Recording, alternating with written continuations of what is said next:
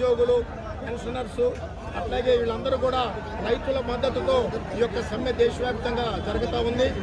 పోరాడి సాధించుకున్నటువంటి కూడా నరేంద్ర మోడీ ప్రభుత్వం ఈరోజు కార్పొరేట్లకు అనుకూలమైనటువంటి 4 లేబర్ కోడ్లు చేశారు.